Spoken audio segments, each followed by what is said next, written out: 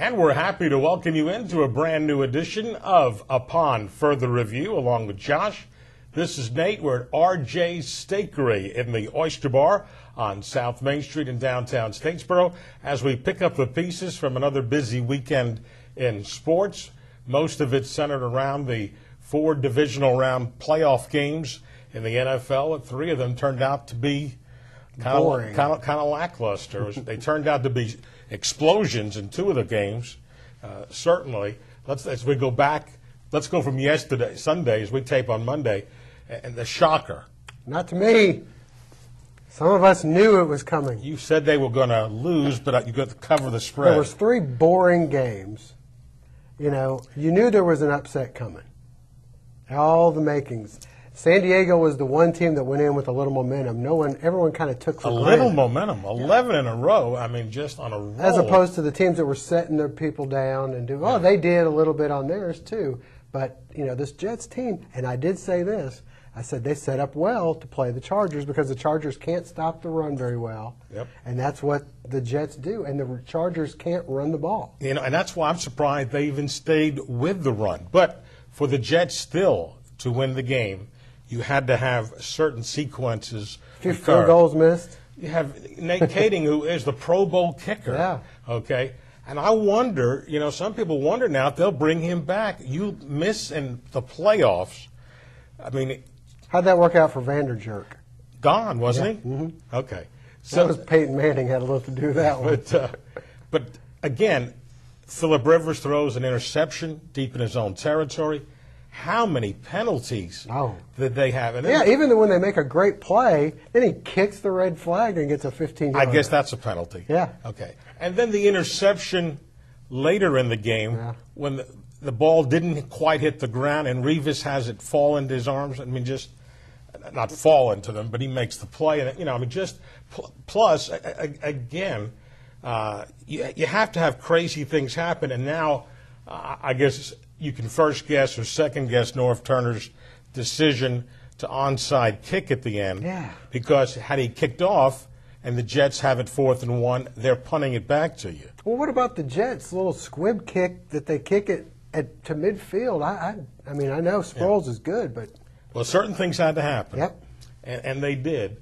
You know, went for it on 4th down. I mean, that was a pretty gutsy call right there. Yeah, he was just, you know, they're playing their game, and so they go to Indy, where the Colts, I thought, don't they have trouble stopping the run a little bit?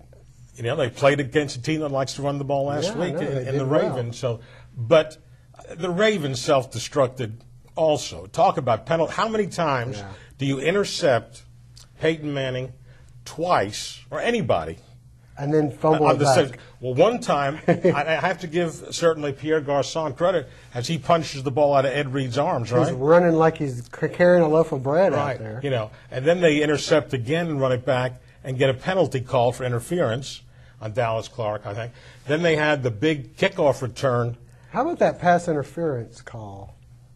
It's a good one, right? And Ray Lewis is head-to-head. They really want Peyton in there, don't they? Ray Lewis head-to-head in the end zone. That was questionable also. Yeah. But the kickoff return started the game. They had a big return. I know you were driving back. Yeah. But listening to the game. Listening. But so they got, I think, everything go right for them. But talk about a demolishment. What Brett Favre and the Vikings did to the Cowboys. Yeah. That wasn't even. I didn't see that one, especially being a blowout. I think most people thought it was. That was the game everybody was looking forward to. Had the closest so-called spread, you know, of all. A lot of us got bought into the Cowboys, but they've now got to do a lot of self-reevaluating. You know, you wonder if winning a playoff was kind of. Well, we finally did it. No, I just think they got beat up on the offensive line. Couldn't block them. Yeah. But by the way, in the first game from Saturday, a new player was unveiled because this Reggie Bush hasn't been with New Orleans. Yeah, I mean Reggie Bush went nuts, didn't he? I mean, he was amazing. Well, we know he could do it, but where has he been all this time? He hasn't. By far, his best game. So he broke up with Kim Kardashian. No, they showed her up there. She's back? She's definitely back. She was in the booth with the mom and everything. Oh, they were all there. Yeah. They're not just friends now? No, I guess they're more than friends. And I like the way Sean Payton gave them all the baseball bats. Coach of the Year. No, he didn't win that. Yeah, he did. They just announced it. Well, the AP, though, gave it over the weekend, obviously, to Marvin Lewis from the Cincinnati Bengals. I heard Peyton was second. But he gave out. Peyton won Coach of the Year in some. But anyway, Associated Press, they announced over the weekend. But see the bats he gave out? Let's bring, gave it to each player. Bring the wood. Bring the wood. And by the way, they probably helped in the retirement thoughts for Kurt Warner. Oh, he got nailed. I hated that for him. But he came back in, though. He did, but man. Because you told me he's out. Oh, did he get hit, and just knocked silly. Of course, they love that opportunity when the quarterback is involved in a play and a defensive player gets a chance.